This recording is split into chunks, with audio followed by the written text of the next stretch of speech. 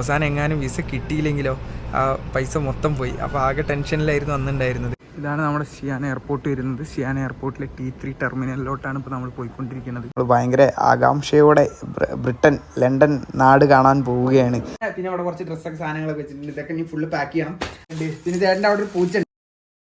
നമ്മുടെ ഫ്ലൈറ്റ് വരുന്നത് മോർണിംഗ് 7:30-ക്കാണ്. ഇപ്പോൾ സമയം ഒരു 3:45 ആയി. എന്താണ് നമ്മുടെ സ്ലീപ്പിംഗ് ബോക്സ് വരുന്നത്. നമ്മുടെ ചെക്കിങ് കഴിഞ്ഞ് നമുക്ക് ബോർഡിംഗ് പാസ് കിട്ടിയേക്കാണ്. വിചാരിച്ചൊരു 10 days കഴിഞ്ഞാൽ 10 days എങ്ങനെയും ഒരു വട്ടമെങ്കിലും ട്രാവൽ ചെയ്ത് വരണം എന്നുള്ള ഒരു ആഗ്രഹം കൊണ്ട് നമ്മൾ സ്റ്റാർട്ട് ചെയ്ത് നമ്മുടെ ജേണി ഇവിടെ സ്റ്റാർട്ട് ചെയ്യുകയാണ്. എനിക്ക് ചാർജ് ആയത് ഏകദേശം ഒരു 2800 yuans ആണ്. ആ VFS ചാർജും ഇവിടുത്തെ ഒരു ഏജന്റിന്റെ ചാർജും എല്ലാം കൂടിയിട്ട് ഷാങ്ഹായിലെ പുതോങ് എയർപോർട്ടിലോട്ടാണ് നമ്മൾ പോകുന്നത്. UK-യിലേക്കുള്ള ഫ്ലൈറ്റ് ഇവിടെ സ്റ്റാർട്ട് ചെയ്യാൻ പോകുന്നത്. ജേണി ഉണ്ടായിരുന്ന 12 hours 45 minutes ആണ് മൊത്തം ഉണ്ടായിരുന്നത്.